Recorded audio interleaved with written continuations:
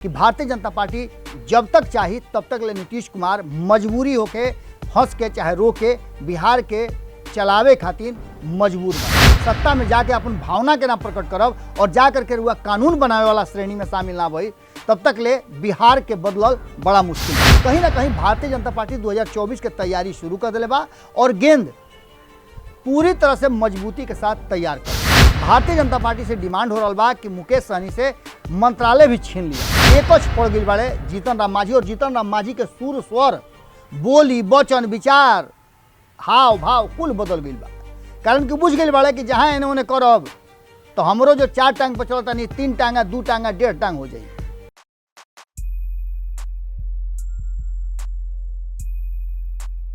बेवजह कहाँ केहू सीखेला हुनर, बेवजह कहाँ केहू सीखेला हुनर, डूबे ले किस्ती तो लोग तैराक बनेला। गोड़ लागत नहीं हेरा से अभिनंदन बारुआ लोग के अपना कार्यक्रम जना के नाम है खूटा ठोक के। पिछला 3 दिन से लगातार रुआ लोग के एगो नया तरीका से खूटा ठोक पर बिहार के राजनीति के विश्लेषण और भितरिया खबर निकाल के देते नहीं। आज फिर एगो खबर लेके आइल बनी जौन खबर पिछला 24 घंटा में रुआ लोग सुन ले तो हो खबर, लेकिन ओकरा बाद के जौन खबर बा वो बड़ा मज़ेदार बा। मज़ेदार का बा बिहार के राजनीति में वो टर्निंग पॉइंट देवे वाला बा। जैसे कि जानता नहीं कि 5 राज्य में चुनाव परिणाम के बाद भारतीय जनता पार्टी के जौन सेंगरा पर सरकार चलत रहे वो अब एकस चले लगल अपना पूरा मजबूती के साथ खूंटा गड़ा के आ पूरा मजबूती के साथ वो खूंटा पर फाने खातिर तैयार बा। उत्तर प्रदेश जौन के देश के सबसे बड़ा राज्य बा, वो राज्य में आज शपथ ग्रहण के जना घड़ी हम खूंटा टोक के एपिसोड शूट करत रही तौना घड़ी शपथ ग्रहण के कार्यक्रम शुरू रहे और नीतीश कुमार जी के भी ये शपथ ग्रहण में शामिल होकर खातिर निमंत्रण मिलल। लेकिन बात ही नहीं है, बात ही बा कि जौन लीला और जौन खेला भारतीय जनता पार्टी शुरू कर दिलस उ लीला और खेला अब बहुत कुछ कहता और बहुत कुछ बतावे खातिर तैयारी करता। ये बता रहा बा कि बिहार के राजनीति के साथ साथ ये देश के राजनीति में बहुत सारा परिवर्तन होके वाला बा। 2024 के तैयारी भले ही केहू भीतर भीतर तैयार हो कैले होके सोचत होके अभी, लेकिन कहीं ना कहीं भारतीय जनता पार्टी 2024 के तैयारी शुरू कर दिले बा और गेंद पूरी तरह से मजबूती के साथ तैयार कर ले बा। अब एक पूरा खेल में रुआ लोग के आज जौन भाजपा कर दिलस खेला देखी केकर इस्तीफा होला, ये बात अब चर्चा का विषय बन गई बा। चर्चा ऐसे बा कि एक तरफ जहां मुकेश सहनी के कहना बा कि हम इस्तीफा ना देब, भारतीय जनता पार्टी एनडीए के मालिक नहीं खे, हमारे विधायक ले बड़े, लेकिन एमएलसी अबहियों हम बानी। जहिया एमएलसी के हमारे कार्यकाल खत्म हुई तहिया नु खत्म हुई, लेकिन वर्तमान हम बिहार में मंत्री भी बानी और एमएलसी भी बानी। सदन से बैठे से हमरा केहू ना रोक सकेला और नीतीश कुमार जी जब तक ले चाहिए तब तक ले हम मंत्री रह सकीले, कारण कि मंत्रिमंडल के मुखिया नीतीश कुमार जी बारे। एक बात ही हो गई। दूसर का बात कि भारतीय जनता पार्टी जौना तरीका से ये पूरा एपिसोड रच रहा बड़ुआ और पूरा प्लानिंग बन रहा बा, ओकरा में एक चीज़ रुआ देखले हो कब कि भारतीय जनता पार्टी कहीं ना कहीं पूरा मजबूती के साथ जौना तरीका से ये सारा खेल रचले बा, वो खेल के अब धीरे धीरे पत्ता और पर्दा दोनों खुले लगल बा। जहाँ रुआ देखले हो कि विधानसभा में विपक्ष भी खड़ा रहे भारतीय जनता पार्टी के साथ है और आंकड़ा के बाजीगरी में कहीं ना कहीं नीतीश कुमार के इतना मजबूर कर दिले बा भारतीय जनता पार्टी कि बे भारतीय जनता पार्टी के नीतीश कुमार एनडीए सरकार के हिस्सा ना रह सकेले। कारण कि पहले रहा कि मुकेश सहनी और जीतन राम मांझी पर दाव चलत रहे कि दोनों जना अगर ये पाल से उपार हो जाइए तो मामला गड़बड़ा जाई, सरकार भस जाई। लेकिन ऐसा काम खेल दिलस भारतीय जनता पार्टी कि अब नीतीश कुमार के लगे कोनो रास्ता नहीं के बाचत। इरुआ समझ सकीले आंकड़ा से 77 गो सीट हो गई, 74 रहे 3 गो जुड़ गई 77 हो गई, 45 गो ने नीतीश कुमार के बाद यानी 122 जौन की बहुमत के आंकड़ा तक पहुंच गई। अब ऐसा स्थिति में मुकेश सहनी के गैला से कहीं ना कहीं एकच पड़ गई बाड़े जीतन राम मांझी और जीतन राम मांझी के सुर स्वर बोली वचन विचार हाव भाव कुल बदल गई बा। कारण कि बुझ गई बाड़े कि जहाँ एने ओने करब तो हमरो जो 4 टांग पर चलता नहीं 3 टांगा 2 टांगा 1.5 टांग हो जाई। मंत्रिमंडल तो हाथ से जेबे करी। कारण कि भारतीय जनता पार्टी अभी सोच ले बा कि 2024 तक कोनो सूरत में बिहार में ओकरा सरकार बना के रखे के बा और नीतीश कुमार मजबूर बाड़े भारतीय जनता पार्टी के साथ रहे खातिर।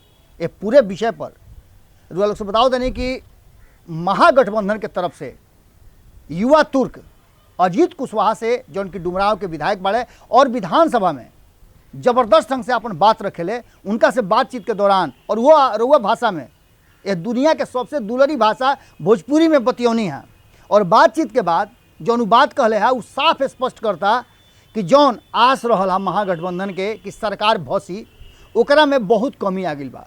काल तकले तेजस्वी यादव कहत रहन कि सरकार हम भसा देब, बस 2 महीना इंतजार करी, 3 महीना इंतजार करी और ऐसा गोली चुसौलस भारतीय जनता पार्टी कि साफ ए संभावनाएं के ही खत्म कर दिलस। अब एक गो रास्ता बचता कि या तो नीतीश कुमार एनडीए से विद्रोह करके, भारतीय जनता पार्टी के विद्रोह करके और महागठबंधन की तरफ आ जास तो सरकार बने के संभावना बन सकेला, तब बहुत ज़्यादा बहुमत से बन सकेला। कारण कि जौना तरीका से महागठबंधन के आंकड़ा बा वो 110 के आंकड़ा पूरा होता और AIMIM जौन बात लगातार कह रहा बा कि भारतीय जनता पार्टी के छोड़ के नीतीश कुमार आई हैं तो हम उनका के समर्थन देवे के तैयार बनी। यहाँ तक ले कि उ जौन भी भइल हा मुकेश सहनी संगे ओकरा पर लेकर के भी उनका के समर्थन में खड़ा भइल बा।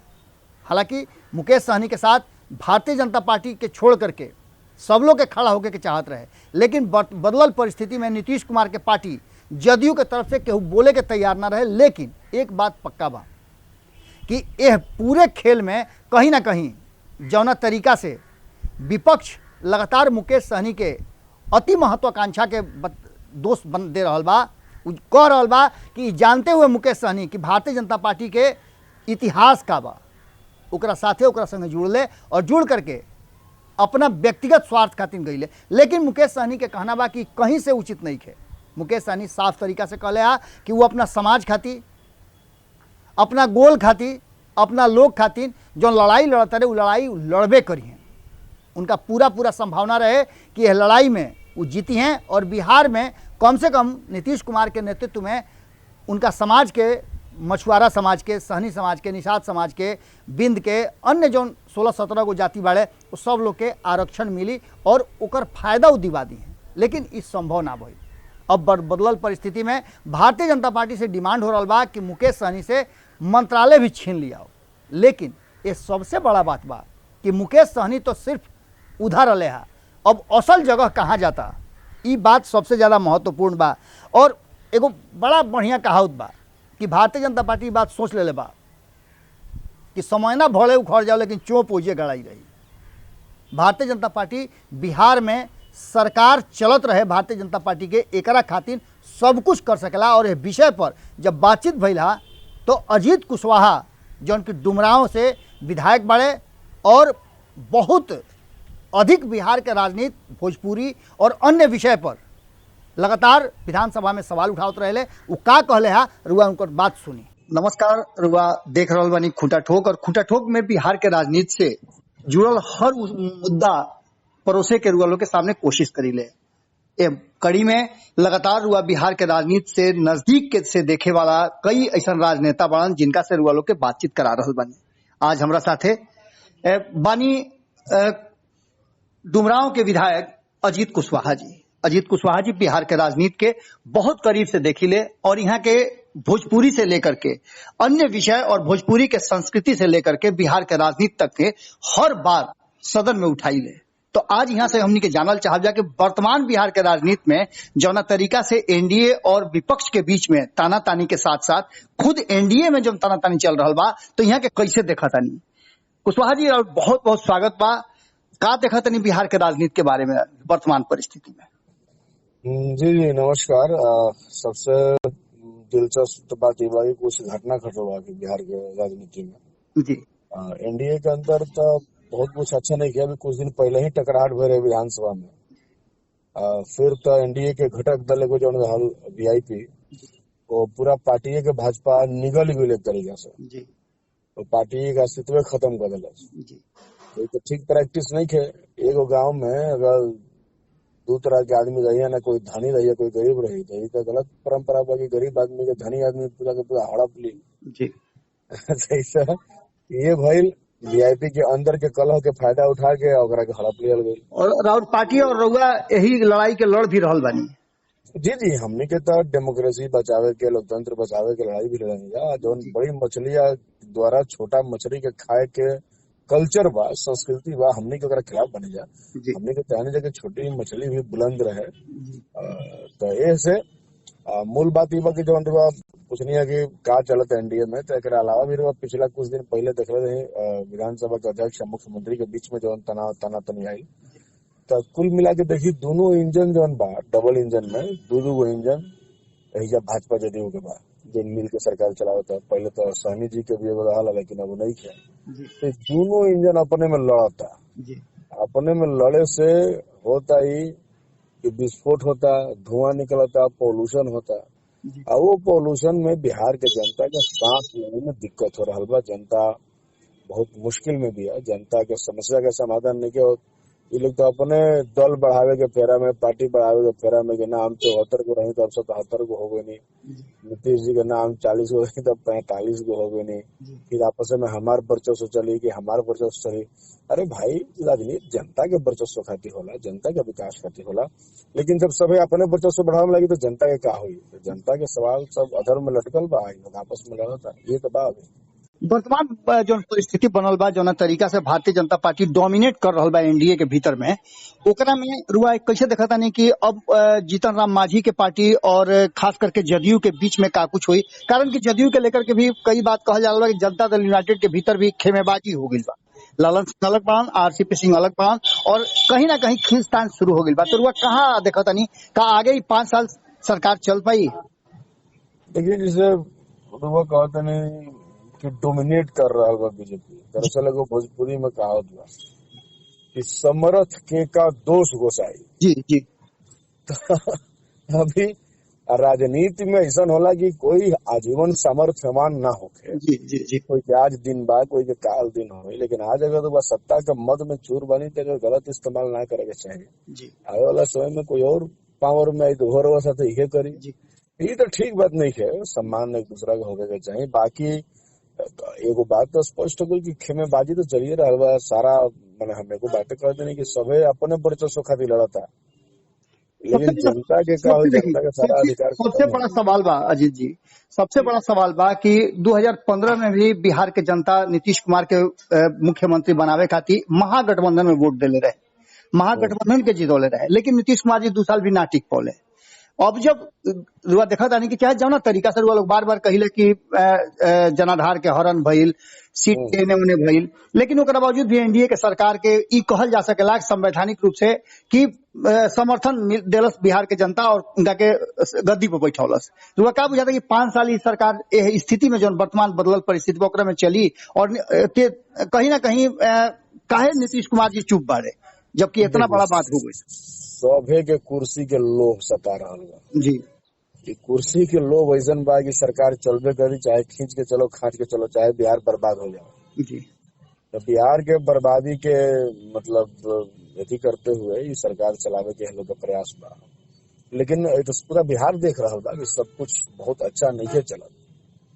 बिल्कुल बिल्कुल बिल्कुल रुआ सही बात कहता नहीं। और खास करके युवा होके के नाते रुआ जो सवाल कई गो सवाल उठौले बानी विधानसभा के अंदर में, ओकरा में रुआ एगो भोजपुरी के भी सवाल उठौले रही और भोजपुरी के पुरान संस्कृति बा जोना में कुछ रुआ ओकरा बारे में भी बोल रहे हैं और भोजपुरी के 8वीं अनुसूची में शामिल करे खातिर भी लगातार प्रयास हो रहा बा।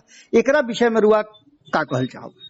देखिए, हमनी के भोजपुरी माटी के भोजपुरिया जवान है। हमनी को भोजपुरी माटी के कर्ज बा जी, वही में पला बढ़ा के भइल बढ़िया तो कर्जा तो उतारे के बा ना जी। भोजपुरी बोली के विस्तार माने कई गो देशन में बा जी, मॉरिशस में, ट्रिनिडाद टोबैगो, सूरीनाम, कई गो। जी जी। बिहार देश के 2 दर्जन से 25 करोड़ से ज्यादा हमनी के संख्या बा भोजपुरियन के। एकरा बावजूद भोजपुरी के कोनो मान सम्मान नहीं के मिलत। भोजपुरी कारण के कोनो मान सम्मान नहीं के मिलत, कोनो इज्जत प्रतिष्ठा नहीं के मिलत। कहीं रुआ बताएं कि कला भवन बागा कोनो जिला में ऑडिटोरियम बा जहाँ कलाकार अपन काम कर सके, कलाकार जा जी। बिल्कुल, सवाल रुआ उठौले भी रही जी। कलाकार के बढ़ावे खातिर कुछ काम नहीं करो तो ये सारा सवाल बा आखिर कलाकारन के जीवन का हो, मान सम्मान के का हो। अब जब आल जल गाना गावता, जौन जाति के गाना गावता, जौन धर्म के गाना गावता, जौन मेहरारू सभी महिला के खिलाफ, औरत के खिलाफ गावता, ओकरे गाना बाजता। बाकी अच्छा अच्छा कलाकार तो बेचारा मुफलिसी में, गरीबी में दम तोड़ देता रहन, कोई देखे तो करही वाला नहीं है।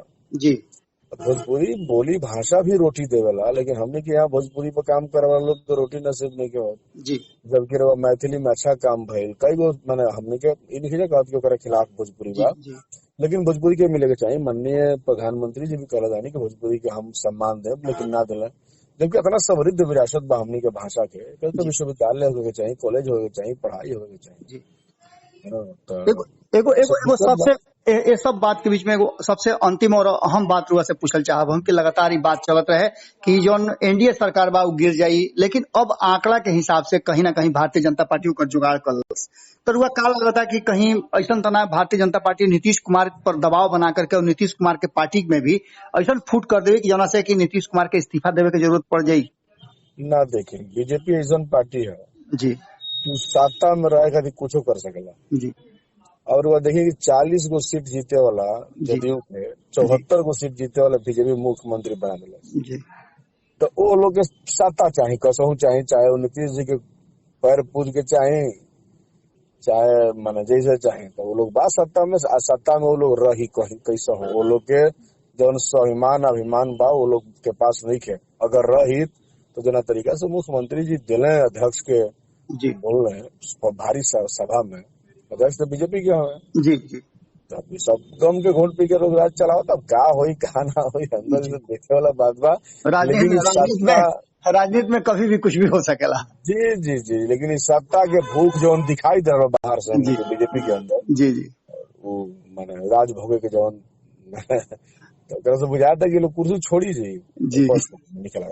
चलिए, बहुत अच्छा लागल रुआ से बात करके। रुआ बड़ा भाई बाकी से अपन बात रखनी, बहुत बहुत धन्यवाद। जैसन कि रुआ लोग सुन लेनी, अब रुआ लोग के अंदाजा हो गई हुई कि खास करके बिहार के राजनीति करे वाला हर युवा बिहार के बेहतर बिहार बनावे खातिर प्रयासरत बा। एगो नया पीढ़ी आइल बा, जौन पीढ़ी यह प्रयास में लागल बा कि वर्तमान बिहार जौन बा एकरा के और बढ़िया बेहतर बिहार बनावल जा सके। एकरा खातिर सभ्यता, संस्कृति, भाषा सबके समेट के संगोर के रखल जाओ और खास करके इतिहास के बदलल जाओ।